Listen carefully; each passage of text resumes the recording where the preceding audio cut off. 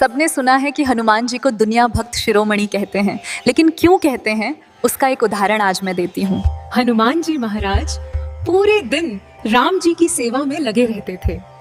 दिन में वे वानरों की सभा, प्रजा और दरबार के बीच सदैव उपस्थित रहते, लेकिन जैसे ही संध्या का समय होता कि राम जी कनक भवन की ओर चले जाते। दिन भर सार्वजनिक जीवन में रहने के बाद वे रात्रि में अपने निजी जीवन में प्रवेश करते हैं, जहां केवल सीता जी और कुछ सखियों का ही प्रवेश होता था।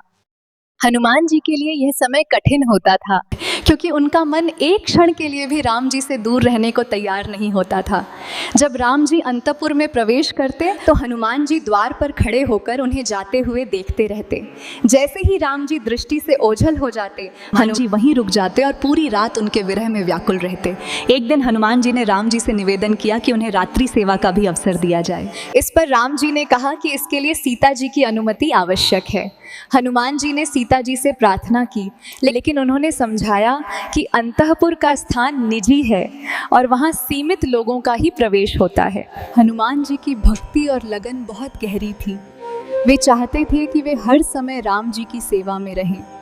उनके इस भाव को देखकर देवताओं ने भी उनकी स्थिति को समझा, परंतु वे इस विषय में कोई निर्णय नहीं ले सके। तभी सरयू मैया प्रकट हुई। उन्होंने हनुमान जी से उनकी इच्छा पूछी। हनुमान जी ने निवेदन किया कि वे ऐसा रूप चाहते हैं जिससे वे रात्रि में भी राम जी के समीप रह सकें। सरयू मैया ने ये बात सीता जी तक पहुंचाई। सीता जी ने हनुमान जी की भावना को समझा और कहा कि उनकी भक्ति निष्कलंक है।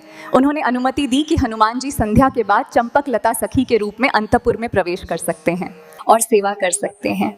इस प्रकार हनुमान जी दिन में अपने सामान्य रूप में और रात्रि में सखी रूप में सेवा करने लगे। तो भक्तों, ये हैं हमारे प्यारे भक्त शिरोमणि श्री हनुमान जी, जो एक क्षण के लिए भी प्रभु श्री राम से दूर नहीं रहना चाहते थे। जय श्री राम।